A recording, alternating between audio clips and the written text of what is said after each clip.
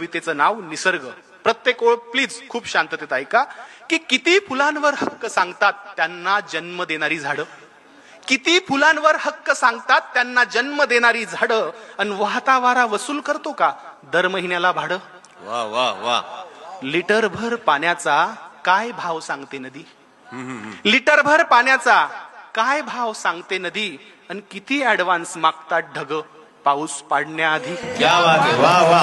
सुंदर सुंदर जबरदस्त.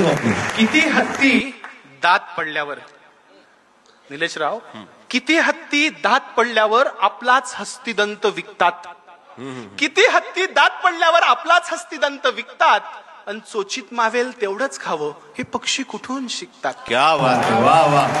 जबरदस्त. प्रकाश दिला म्हणून सूर्य, उगाच टाळ्या नका वाजवू, आवडलं तरच वाटू का, नाही तर रोज झाडं कापायचे आणि टाळ्या. ते चारोळलेली होती की कापताना बुंदा झाडाचा तो घामाघूम झाला, कापताना बुंदा झाडाचा तो घामाघूम झाला, ये जरा बस सावलीत झाडातून आवाज आला. झाडातून आवाज आला. जबरदस्त. पुढची ओळ आहे कवितेची की प्रकाश दिला म्हणून सूर्य घरी लाईट बिल धाडतो का, प्रकाश दिला म्हणून सूर्य घरी लाईट बिल धाडतो का, आणि कधी रविवारची सुट्टी घेऊन जगात अंधार पाडतो का. क्या बात आहे. वा. आता हे फार महत्वाचं आहे निलेशराव. मराठवाड्यात बोलतोय, काळजीनं बोलतोय आणि जबाबदारीनं बोलतोय.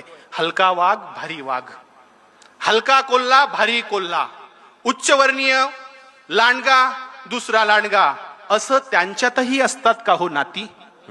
हलका वाघ भारी वाघ, हलका कोल्हा भारी कोल्हा, अशा त्यांच्यातही असतात का हो नाती, आणि एक बी उगवायची किती चार्ज करते माती. क्या बात. सुंदर. किती हरिणी श्रीलिंगी गर्भय म्हणून ॲबॉर्शन करतात. क्या बात आहे. वा वा. तुमच्या लहानपणीची गोष्ट आहे बघा याच्यात, आता काळजीपूर्वक ऐका की किती हरिणी पोटात गर्भ आहे स्त्रीचा म्हणून ॲबॉर्शन करतात, आणि किती ससे शर्यत हरल्यावर गळफास घेऊन मरतात.